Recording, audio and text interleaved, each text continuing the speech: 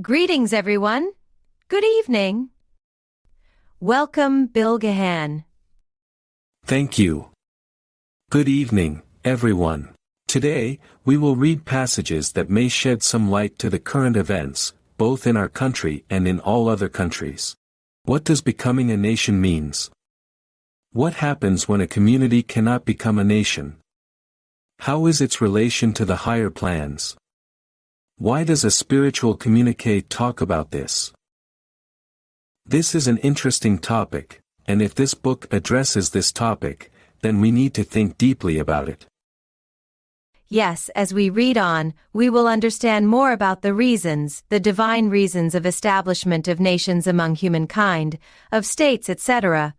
We will look at these institutions from the perspective of the divine order. I think we can gain different insights about these. Would you like to say anything before I continue reading? I'd like to remind our dear friends the passages we read last week, the passage about the races. And if we can keep the content of last week in our mind as we read and listen to the passages we will read this evening, things will be more complete for our thinking process. I mean, the passage we read about the development of human communal organizations, from tribes to nations and to states, and the relations the color of human skin with the development of these organizations. Yes, before we continue, please watch part 45 of this series. Yes, dear friends, please watch our previous videos.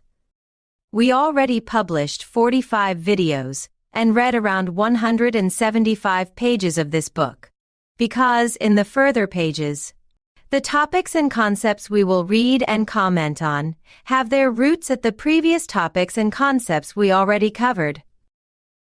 Still, I can briefly tell you that last week we read and discussed how the different races in the world emerged to provide certain paths, certain traits, certain types of experiences for the beings to be incarnated as human beings. And from the perspective of the divine system and of the being, not only one of those races but all of them are valuable, in that sense.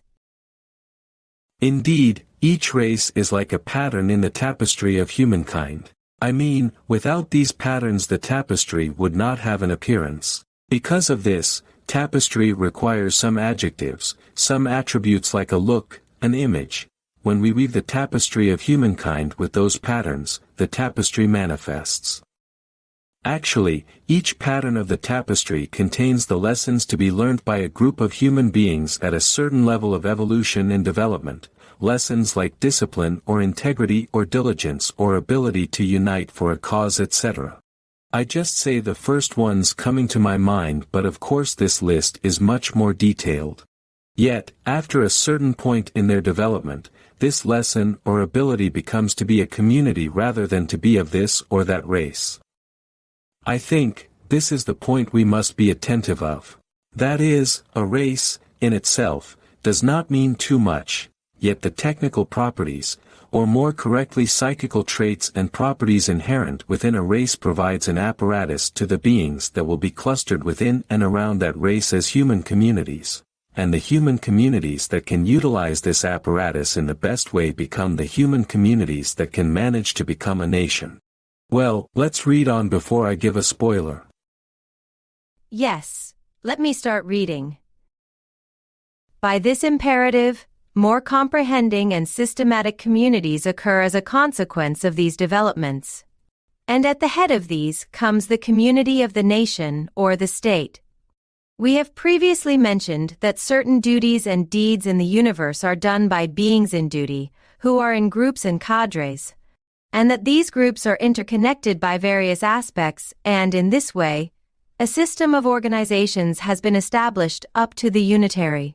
These systems that ensure the execution of plans of duty in accordance with the principles of the universe take very important roles in the developmental and evolutionary plans of all beings. The life of mankind is the last stage, starting from below, which is the symmetry of the system of organizations that prepares the intuitions of them. Therefore, completion of the preparations belonging to the intuitions, and more or less the knowledge of the plan of duty in the life of mankind, is an imperative. The first and last duty of mankind in the world is to fulfill the preparatory necessities to the plan of duty. After all, mankind necessarily obeys these necessities through the interventions of higher assisting influences in all stages of evolution that have passed from their most non-comprehending initial stages up to the highest. Comprehension of intuition of the duty. This obedience occurs through mechanisms either of a completely automatic character or within more or less illumined intuition. These semi-comprehending or non-comprehending automatisms have various technical possibilities which will ensure mankind prepares for the plans of duty. And one of these technical possibilities is the communal living of mankind within the community of nation or state. Yes, now I'd like to dwell on this topic of symmetry a little bit more. I am sure that our dear friends understand what is meant by this word. This is a model, not the exact symmetry of the organizations of the beings in the plan of duty. Our lifetimes in the world are potential fields of applications for leading humans towards the intuitions of duty, and consequently, leading spirits to experiences. Although these fields of applications are not exact symmetry of the organizations in the plan of duty, they begin to display slight similarities, especially as the human communities get shaped and formed organizations as nations and states. We need to keep this in mind. Here, we are working to gain some sense and intuition of duty, but there, in the plan of duty, beings become the duty itself. As humans, the techniques and mechanism we can utilize in this crude world matter are like an internship. We make organizations as much as allowed by the limiting factors as such. And this is valid not only for establishing a nation but also, for working to make organizations of our emotions or to meditate and contemplate. All of these are preliminary preparations of the application fields of the plan of duty. In other words, in those lifetimes closer to the completion of the human stage, we reach the state of ability of practicing to comprehend, to permeate, to imagine, to engage with matter. And to make us reaching this state of ability, higher plans put us in these seemingly paradoxical paths of actions, and as we are preoccupied with this fast pace of world life, we find ourselves attracted to innumerable things, such as sex, money, power, and also such as lofty and sublime ideas that even lead humans to surrender their own life in the name of those causes and ideas. No matter to and from which side of the duality mechanism we are attracted to and make our choices, we simply do the applications of this preliminary preparations. And of course, none of these attractions is valid for the beings that reach the plan of duty, so let's not imagine the symmetry mentioned in this passage as the exact replica of our worldly life. We are rehearsing, we are practicing, we are doing exercises to gain experience, comprehension and merit for becoming in harmony with those initial steps of the plan of duty. As you say sometimes, we are getting a kind of muscle by these preparations, but this is not a physical muscle, it is rather an existential muscle. In short, we are learning about organizations and systems, either in harder or easier ways, so we can be included, involved in higher organizations to be assigned with duties. As you talk about the abilities we are developing as humans, you mention the imagination, and we will discuss this ability, this power of ours as we read about the plan of love. Yes, even in the midst of this crude level of hydrogen matter, sometimes we manage to form and shape our world and life into better versions by using our power of imagination, but still, this is a crude level of matter.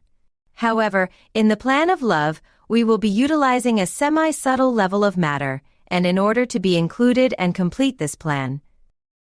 Yes, as you said, we are trying to develop our imagination muscle as well. Well, as we read here. After all, mankind necessarily obeys these necessities through the interventions of higher assisting influences in all stages of evolution that have passed from their most non-comprehending initial stages up to the highest comprehension. So all those hustle and bustle of world life as a fertile ground for comprehension, and the last leg of the human stage is to comprehend the intuition of duty. Yes, after this book's disclosure, we cannot easily use this word of duty. In content and meaning, this concept or word is now charged with more, it is more elevated for us. So, we started to use longer sentences such as, we are working to comprehend the intuition of duty, because in the true sense, duty is not only an action but becoming the action itself. And for this, the initial internship period is all about developing our power of imagination. However, what I meant with imagination is all imaginative practices and exercises each of us do in our daily lives, even if the aim to earn more money or other worldly goods and properties. As long as we train our imagination and build our psychic or imaginative muscle, psychical muscle, we will be doing the preparations for the plan of love. Therefore, nothing is in vain. Yes, the experience and impressions we gain in our lifetimes are not so valuable for our own being. Our being will glean the essential part of all those experiences and impressions, and even, the much more sublimed version of this essential part will be reflected back to our own spirit. Still, as long as we work on ourselves and solve and resolve issues, traumas, problems both in the individual and communal levels of our life, we gradually begin to sense and intuit many levels of knowledge related to our own being, hence, related to power of imagination and the intuition of duty, and this is the desired or intended outcome of our life. Yes, until this book's disclosure, our tendency was searching and discovering the purpose of our life. What is my life plan? What is my mission or duty in life? What is my purpose? And we were ignoring, overlooking or neglecting this stark fact. The fact that our purpose in life is hidden at the events our life brings to us from one moment to another, hidden in all those seemingly mundane, worldly, material events. Now we learnt that all those big and small applications of conscience, all those choices and decisions we make by sometimes choosing from the duty side, and sometimes from the earthly cravings or sensuality side of our duality unit, are our mission, our duty. Yes, as we read in this passage, this is an imperative for humankind, especially at this last period of this world cycle. And if we do our duty comprehendingly, by learning and knowing what to do, when to do, and how to do, of course this is much better for our development. Still, if we are lazy or too slow in doing these, then great systems of influence or systems that will direct us on that path in an automatic manner gets activated. And because our world feels much smaller due to the communication systems and digital inventions, we feel our connectedness much more strongly, much faster. Something affects someone or some community, and this is felt like a snowball's transformation to an avalanche. Just think about the news you hear since this pandemic started. No man is an island, we observe this more clearly every day. On the surface we may look like islands, disconnected from each other. Actually, we are connected by an immense mountain range underneath, which is the divine system, unseen but the reason and ground of our existence. Well, I'd like to address one of the most frequently asked questions to us. I must admit that there were times when I had asked the same question to myself. We look around and see some, let's say, immoral, deceiving, cruel persons, and we think, well, if this person will also go to heaven, then I'll opt for hell, and ask, how come is this possible? What kind of a developmental level is this? How can that person and I be harmonized? Indeed, this sentence in this passage explains this seemingly dilemma very well. This obedience occurs through mechanisms either of a completely automatic character or within more or less illumined intuition. As you say time to time, all of you will evolve or will evolve. In other words, Plan tells us that such people will be swept and driven by the flow of the worldly life, just like twigs and dry leaves are swept by a river. Your job is to cross the river, to cross the other bank. And don't worry about such human beings, they also, eventually will understand that they are in a current and gradually will learn crossing the river. They are never left alone. Their automatic development continues with the incoming influences from higher plans and beings, until more or less illumined intuitions emerge in those humans, as a result of conscientious applications and of efforts spent for knowing more about their own self, their own being. That is, progress does not need to be at the same level for each of us. So, let's focus our attention, comprehension and intention on crossing the river of life, not on flowing with the current but on reaching the other bank. In the previous weeks, we had read and discussed about the emergence of religions, the great initiates, prophets, and it is obvious that the efforts that need to be spent for breaking out of those automatic states and for widening their comprehension were explained in many ways, be it direct or symbolic. And as the realities change and become elevated, we observe that such immoral or immature or inhumane appearances of human beings change and transform as well. As you said, none of us are left to our own devices, none of us are left alone in this universe. There is a growing pressure to make us complete our unfinished business at this human stage of our development.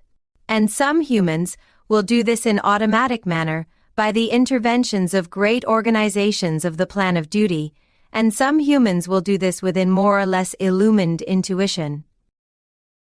Yes, as we read on, we will learn more details about this. Let's continue reading. Nation or state, above all, is a large community that is established among mankind. This big crowd of mankind, who gathered together with mutual purposes, is subject to an orderly, programmed, coordinated working mechanism oriented to certain goals. This mechanism advances in accordance with the Great Order, and in complete harmony with the advance of the world. The nation community is constituted of a great number of secondary communities. These secondary institutions are directly and indirectly connected to each other. For example, at the head there is a ruling leader. In a hierarchical sequence, there are other ruling mechanisms that are connected to him. Within these mechanisms, the rulers and the ruled advance in successive order, connected to each other. All activities of this mechanism, apparently oriented to material purposes, are actually for the preparation of mankind to ever higher plans which are the symmetry of this community. And this preparation is the preparation of the intuition of duty. Therefore, within the deeds done in this community, it is possible to find the drafts of the preparations belonging to the plan of duty. In a community of nation or of a state, what mankind calls duty, according to their own comprehension, is only in fact the preparatory materials of the intuition of duty. As a necessity of this preparation, mankind will attain the real knowledge of duty through these materials and by strenuous efforts. In short, nation or state are social constitutions established in the world under the supervision of the governing sublime beings in duty, in order to prepare mankind for the great plan of duty. Yes, we read here. This preparation is the preparation of the intuition of duty. This fact needs to be emphasized, underlined so we can grasp it. That is, we don't practice for the intuition of duty, no, as we work and apply and practice in our daily life within human organizations as nation and state, we only do preparations for the intuition of duty. Again, we read in this passage. The nation community is constituted of a great number of secondary communities. These secondary institutions are directly and indirectly connected to each other. For example, at the head there is a ruling leader. This ruling leader may be a very developed, mature, evolved being, or an inexperienced being that makes mistakes. I am sure we can find the examples for both types of leaders in human history. But, please take notice that the real job is getting done at the hierarchical lower levels, at and between and among secondary institutions. Like the example you just shared, the leaders are the visible peaks as islands, and nation community is the invisible mountain range underneath water. Because, the real development, the real evolution, the real maturation occurs at those levels. Why? Imagine the sheer number of individuals within a nation with myriad tasks and jobs, state and government officials, social workers, army, police, teachers, doctors, academics, white-collar and blue-collar workers, etc., etc. In short, all persons, all citizens making up a nation bring forth an immense playground to increase their abilities for choosing and for making decisions and for acting in conscientious manner. This is the crux of the issue. And not only the workers and officials of a nation but also a housewife sweeping the sidewalk in front of her house while kindly observing the growth of the neighbor kids so they don't commit immoral or inconsiderate acts, etc. You may think of myriad small examples of proper social interactions among citizens of a nation. All those interactions become fields of spiritual education. Most of the questions our dear friends ask are all about the quality or developmental level of a ruling leader, but let's focus on those secondary institutions which are directly and indirectly connected to each other. Yes, let's focus on those because, despite the fact that ruling leader is the driving factor of a nation, still, a nation emerges only from the processes progressing within and among its secondary mechanisms. Soon, we will read about it, but I'd like to mention when those secondary mechanisms, that is, individuals and small groups, are like cogs or ball bearings of a great machine. And sometimes grinding and grating problems occur, that is, machine cannot work properly anymore. And when the communal mechanism begins to break down, that is, individuals begin to work for their own interest, to become more and more egoistical and less conscientious, then, their ruling leaders become echoing this state of their community. The general human tendency is to blame the leaders for corrupting communal life, but we must also consider this two-sided influence. I mean, a community's breaking down also shapes its leaders. As you mentioned, from the perspective of our being and the spirit, the most important point is those efforts to be made towards and from the duty side of our conscience mechanism. Still, from the perspective of the divine system, the direction of the efforts and actions are important only to a degree, because humans learn and advance even if the choices are made from the earthly cravings or sensuality side as well, but of course, humans must live the suffering and troubling consequences of such choices. It is valid for leaders as well. One can be an egoist leader, driving his or her community to bitter ends. And this becomes an adverse but forcefully awakening experience for the whole community, even with troubling consequences for future generations. As we learn from the divine order in the universe, this is a dualistic system, and our progress in the world moves back and forth between these two opposite poles. And what we learn at these opposites create the value differentiations, and this process works in the same way for individuals, for communities, nations, and the whole humankind. Your words gave me more ideas to elaborate on the metaphor I previously mentioned, that is, the river of life. If the aim is to cross the river of life, then, there are two main ways of reaching the other bank. First, we, as individuals or nations, go with the current of the river, and there are many changes in the current. It may push us strongly to this and that side. Sometimes whirlpools occur and suck us down, and the rocks in the riverbed bruise us slightly or badly. Sometimes a steep cascade hurls us down to deeper parts of the river, but eventually, we find ourselves at the other bank. Second way is to work for finding ways to reach the other bank without becoming swept by the current. Then we need to study the intensity and behavior of the current, or we need to learn swimming, or we need to learn building bridges, etc.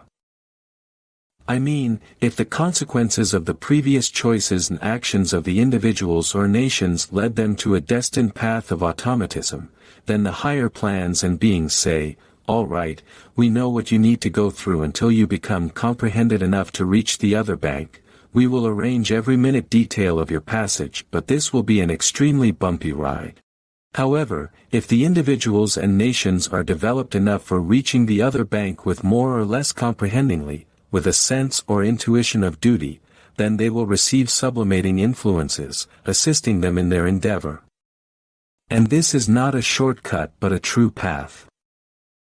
And at this point such beings become involved in assisting us, that they bring out a kind of bridge for the individuals and nations that becomes merited candidates of crossing the river. Yes, the question is, should we become tattered until we cross the river of life unconsciously, or should we study and learn the ever-changing current of that river so we can cross it consciously? Of course, all those similes are symbolic. Such imagery may give us some clues and their corresponding comprehension becomes a little bit more internalized within us. I find such metaphors and similes very useful because they help me to understand the mechanisms intuitively, and I think this is the most enduring way of learning when compared to learning by reading, listening, watching, etc. And what we try to do here in this series, together with you dear friends, is to orient our minds toward a higher intuitive understanding. Well, Bilgehan, we read in the divine order and the universe that at the stage of human, beings incarnate 500 to 700 times until they complete this stage. I think, completing this stage of human will be reaching the other bank of the river of life, and I think, there were lifetimes we got stuck between the rocks of the river, lifetimes we fall down steep cataracts, lifetimes we couldn't get out of shallow whirlpools, etc., etc. I mean, after experiencing almost all of the alternative ways of crossing the river, we arrive at this point in our development. And when we look at the plots or scenarios of the humankind, there are not too many, there are some main ones to act on. And most of them include the ones we already had and soon will have as life plans. And all those options are becoming lived or experienced at the same time in the world. Not like a linear and climbing line of progress, but as a horizontal line or spectrum extended over the human history in the world. And that's why becoming non-judgmental is important, because the scenarios we already lived through are to be experienced or right now being experienced by other humans or nations. Or we will experience the ones others already had. So, observing the conditions of individuals and nations are much better than becoming judging or prejudiced about them. I mean, for the humans that want to develop and widen their comprehension, there are many lessons in this perspective. I'd like to add something to your words. And I think we already mentioned this last week. When the beings started to the stage of human, in regard to their level of comprehension, they were more or less same, and in ratio with their effort during each lifetime as human beings, and this is also valid for all human communities throughout the history. A gradual differentiation occurred in their comprehensions, and consequently, in their conscience. If we look at the conscientious persons, we see that they keep on spending efforts to be more careful about such matters. Their effort level is high. They don't stop at becoming good but also try to understand the humankind, the world, the universe. I said if we look at we see, but I need to correct myself. The signs of their inner development and their scope of comprehension are not explicit. We can only understand and see this in their actions, not in how they look or appear externally. Your words reminded me this saying. Actions speak louder than words. Yes, each of us display our level of development and our scope of comprehension by our actions, by our deeds, and by whatever we manifest in our life. All right, let's continue reading. No nation on the world is alone and isolated. Each of them is directly or indirectly connected to each other in the path of the same purpose. These constitutions lead mankind to the points intended by the superworld plan of duty, and are conducted by the same hand in a great harmony. Beings execute this deed with complete comprehension of their responsibilities. And these beings in duty work to ensure the execution of the deeds of other communities, organizations, families, individuals who exist in the structure of the nation and state organization properly and honestly through various means. Contradictory activities that have emerged in any part or individual constituting this community, depending on its location and significance, may cause more or less intense shocks in the whole community. So, the groups that have evolved within the community constitute communities separate from those communities. As parts of the big community disintegrate as such by evolving constitute the other states which are more evolved, the coordination and cooperation among individuals who have stayed in the big community have disrupted. Individuals can no longer follow the mutual goals and necessities of that community. The structure of that nation or state starts to collapse or degenerate. And individuals aspire to work not for the community, but for themselves. Eventually, the big community disintegrates and leaves its place to a more advanced mutual community, that is, to a nation or state. This situation is the necessity of the evolution and harmony of the order of the world. Yes, in this passage, there is rather a sociological evaluation. It is about how states and nation emerge, from the perspective of the individuals gathering as a mutual community. We understand that as long as the individuals of nations and/or of states keep on making choices and decisions from the higher and more positive levels of the conscience mechanism, and as long as the citizen of the peoples of a state and nation do their tasks properly and with integrity and sincerity, such mutual communities thrive in prosperity in every sense of the word. We had discussed this. Let me repeat, the prosperity of a community is not only up to its leader or leaders but actually, to the individuals making up that community. And when the coordination and cooperation among the individuals of a community become disrupted, then they don't follow the mutual goals and necessities of that community anymore. Then, eventual collapse or degeneration of that state or nation becomes inevitable. I don't think we need to give historical or more recent examples of this situation. This is not unlike the grinding problem between cogs in a machine. And that is why I wanted to clear the symmetry issue when we read the first or second passage this evening. This field of application we call world is not the exact symmetry of the higher plans. Down here, working by this duality mechanism, we learn by making mistakes. But in higher levels of development, because the grip of duality mechanism is ever loosening, the being's advance progresses in organizations, in cadres of duty. As individuals we learn by making mistakes in the world, and also, as states and nations, when we look at the history, we see many civilizations rising and falling. Many empires rising and falling, each time a new model of mutual community has been tried. And beings in those states and nations experience another alternative of making mutual communities each time, by widening its scope or capacity or path of progress. Or, due to natural or man-made disasters, mass migrations and invasions occur, and such external pressures disperse or reshape a state or nation. Again, each of such incidents and events are different fields of experience for the individuals and their state or nation. Yes, as a country, we are now experiencing the effects of accepting refugees and immigrants from the civil war zones of the Middle East. This will change and is already changing many things for us, individually and as a nation. You are right. This situation is a new phase of tests and trials for us as a nation. And instead of the efforts that spent at the last possible moment, we need to learn spending regular and timely efforts in solving such problems.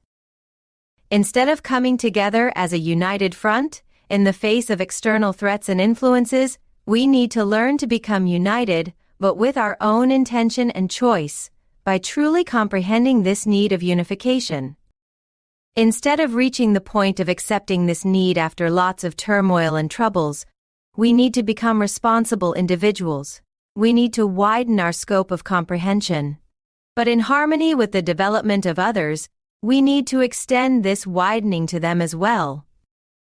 This may sound paradoxical, but we need to be individuals that can easily become united and cooperate when the situations and conditions makes this necessary. This reminded me an event I observed. During the hot summer days in August, a small forest fire had started in my town, and people, when heard the news, ran to help, but some of them were wearing flip-flops. You can guess that they ended up needing help for their burned feet instead of helping the firefighters. Some of those people and others who observed this situation learned the need of becoming more conscious in case such fires happen again. And instead of remaining as reacting persons at the moment of the event, they decided to become responding persons. And by raising funds, they bought fire-resistant tools and garments to be used in case. As our elders say, one bad event is more educational than many warnings and advice. The divine system works in this way. When we burn our hands, we learn about the fire.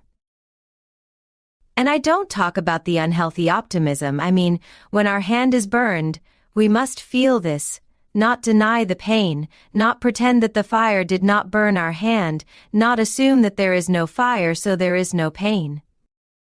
Comprehension is an encompassing knowing at all levels of our being. So, we need to be more rational. We cannot move forward blindly only with emotional drives or emotional patterns. Beliefs.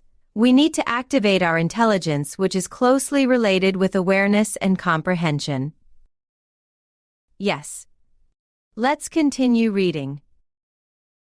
Within a nation, there are various activities preparing individuals for the intuition of duty. Although some of them are done under easier and more comfortable conditions, most of them are realized under strenuous, tiring, harrowing conditions.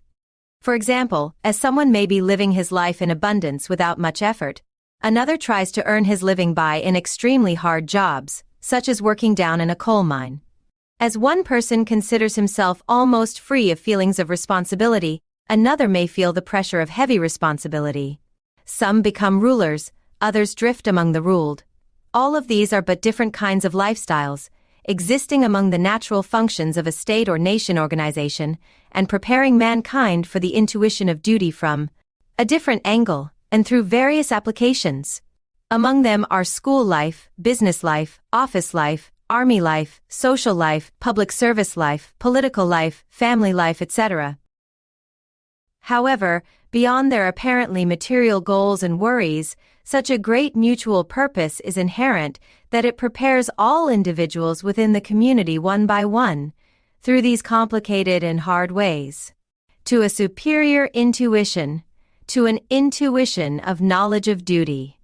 Therefore, the community of nations expects without exception from each of its individuals to do his duty, which is his lot, with total devotion and goodwill, by reconciling his actions with his duties for the great community of mankind without falling into earthly cravings. As the individuals of that nation do this, they benefit from the great blessings of the purposes aimed by the community, and they converge on the illumined, beneficial paths of the next plan of duty with strength and speed. On the other hand, if the individuals of nation fall into selfishness and aim only for their personal interests and work selfishly on the expense of others, they miss the opportunity of acquiring higher gains, above all, of embodying within that nation. And because of this, they come face to face with the imperative of leaving the world in frustration, needing some new and suffering embodiments because they have connected with their earthly cravings and remain at the lower levels of their equilibrium of conscience. The reason for this is that with their states connected to the lower levels of conscience, it is impossible for them to converge on the plans of duty. We repeat. The establishment of nations that appears orientated to some material necessities of the world actually aims for preparatory paths that will continue within a different and sublime comprehension of time, which will transcend the borders of the world. That is, these establishments have superior and more encompassing roles than their apparent purpose in the world. Therefore, neglecting the real goal by aligning with these material sides that appear as necessities of worldly life decelerates the tempo of advance of the conscience mechanism and delays overall development. You know, there are some generalizations or stereotypes about countries and their citizens, for example, hardworking and straightforward like a German, or punctual like a Brit, etc., etc. However, we read in this passage, let me read this last part. The establishment of nations that appears orientated to some material necessities of the world actually aims for preparatory paths that will continue within a different and sublime comprehension of time, which will transcend the borders of the world. That is, these establishments have superior and more encompassing roles than their apparent purpose in the world. Therefore, neglecting the real goal by aligning with these material sides that appear as necessities of worldly life decelerates the tempo of advance of the conscience mechanism and delays overall development. After reading and understanding this knowledge, we cannot continue evaluating nations from their worldly appearance and manifestations. And also, as individuals of our own nations, we cannot only focus on the material side of whatever characterizing us as the individuals of a nation, of a culture, of a geographical region. This material side is a necessity, yes, but it is only a step or part of our spiritual development. We must notice and/or intuit this so we can act accordingly. That is, we need to make decisions to act on from the higher parts of our conscience mechanism. And what is stopping us from adopting best parts from each culture or nation? First as an individual, then as a citizen of our nation, we can be hardworking and straightforward and punctual. We can work for preventing the suppression of other individuals and communities. We can be altruistic and rational. We can establish proper relations with other persons, peoples, communities, states and nations. Of course, I know the strong pull of worldly appearances each of us tend to use whenever we generalize concepts about others. Still, if our dear friends read this book or follow us to watch this series, I am sure they remember very well that when we talk about widening of comprehension and conscience, we always talk about elevating the equilibrium between two opposites, the side oriented to duty and the side oriented to earthly cravings or sensuality. The balance between the altruism and self-interest. And, this pursuit of elevating that equilibrium between these two opposite sides within us is our main task, both as human beings and as human communities. You know the whirling Sufi dervishes, one of their hands reaches upward and the other hand reaches downward. It is a symbolic posture pointing to this pursuit of balance between the subtler levels and the cruder levels of the existence. Both for the further development of our own being and also of humankind, we need to produce projects, be it in small or big scale. And of course, we need to be disciplined to sustain our resolve and intention in that direction. Because, you know, people start such projects with an emotional drive but soon, they give up when they see the hardships on the path of its realization. In short, let's try elevating this line of equilibrium of our conscience mechanism, both for our own development and for our nation's development, not only at the material side but also, or more importantly, on the spiritual side. Of course, such projects entail a significant amount of planning, and in turn, this requires us to see a larger picture of things. I mean, instead of saying, let's start and we will see how things go, we need to guess or estimate at least a few steps further, and also, initial consequences, or the initial cause and effect chains of those further steps, before we take the first step. Because we discuss states and nations this evening, of such ignorance related to consequences, we can think of colonial and imperial examples from the human history, and the current consequences of those earlier and current exploitations of resources of other nations and peoples. Yet, in the long run we also see that the whole humankind becomes mixed and merged in this way, and eventually the movements like human rights and institutions like the United Nations emerge from all those bad, troubling experiences. Still, even those increasingly become insufficient for the ever-growing scope of new tests and trials awaiting humankind. Of course, we know that total comprehension and total harmony and total unity will not be achieved in this world, and this is not expected from us, human beings after all. Because, as human beings, our task is to become at worst semi-comprehending, and at best more or less comprehending.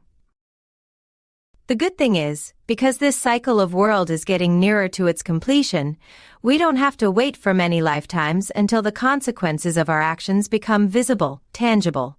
Now, things are faster and faster. Because of this fact, we observe the events in extremely intensified or condensed ways, and at the first glance, we may think that things are going for worse. Still, we must remember that this is the time period for finishing many unfinished business left from earlier lifetimes of all beings.